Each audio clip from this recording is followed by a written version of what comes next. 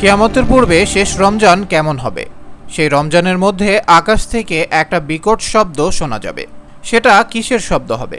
এমন এক রমজান আসবে যার পর এক বছরের মধ্যে আমাদের পার্থিব জীবন শেষ হয়ে যাবে। এই পৃথিবীর শেষ কিভাবে হবে তা নিয়ে বিভিন্ন বিজ্ঞানী বিভিন্ন তথ্য দিয়েছেন। কেউ কেউ বলেছেন যে সূর্য আমাদের গ্রহকে তার তাপ দেয়া বন্ধ করে দেবে। সূর্যের আলো পৃথিবীতে প্রাণের সবচেয়ে অবিচ্ছেদ্য অংশ, কারণ সূর্যালোক সালোক সংশ্লেষণের অন্যতম প্রধান উৎস, এবং পানিচক্র সূর্যের আলো ছাড়া ধ্বংস হয়ে যাবে। কিছু কিছু বিজ্ঞানী বলেছেন পৃথিবীতে সমস্ত প্রাণী শেষ হয়ে যাবে, আর নয়তো ওজোন স্তর বিলুপ্ত হয়ে যাবে।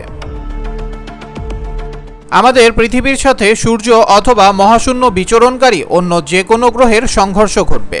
কিয়ামতের বেশ কিছু আলামত বিভিন্ন হাদিসের কিতাব এবং কোরআনে বর্ণিত হয়েছে।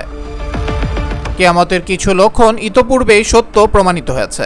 যেমন হাদিসে রয়েছে কিয়ামতের আগে নিঃস্ব এবং নগ্ন পায়ের রাখালেরা উঁচু উঁচু বিল্ডিং নির্মাণের প্রতিযোগিতা করবে। বর্তমানে আরবরা উঁচু উঁচু ভবন নির্মাণের চেষ্টা করছে। অন্য আরেক হাদিসে বিশ্বনবী মুহাম্মদ সাল্লাল্লাহু আলাইহি ওয়াসাল্লাম বলেছেন, কিয়ামতের পূর্বে সময়ের বরকত চলে যাবে, সময় অনেক দ্রুত অতিক্রান্ত করবে।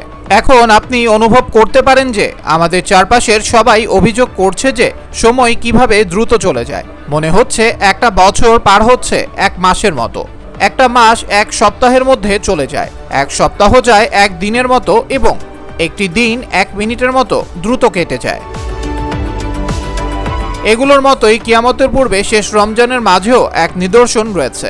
নুয়াইম বিন হাম্মাদ তার কিতাবুন ফিতানে একটি হাদিস বর্ণনা করেছেন যে একবার নবী মুহাম্মদ সাল্লাল্লাহু আলাইহি ওয়াসাল্লাম বলেছেন, কিয়ামতের আগে যে রমজান আসবে তখন লোকেরা রমজানে একটি বিকট আওয়াজ শুনতে পাবে।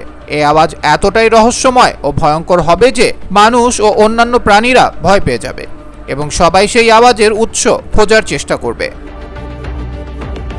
কিন্তু তারা সেই আওয়াজের উৎস খুঁজে পাবে না। সেই রমজানের পর থেকে মানুষ তাদের ঘরের মধ্যে এক বছরের খাবার জমা করা শুরু করবে, কারণ সেই আওয়াজের পর জমিনে ফসল হবে না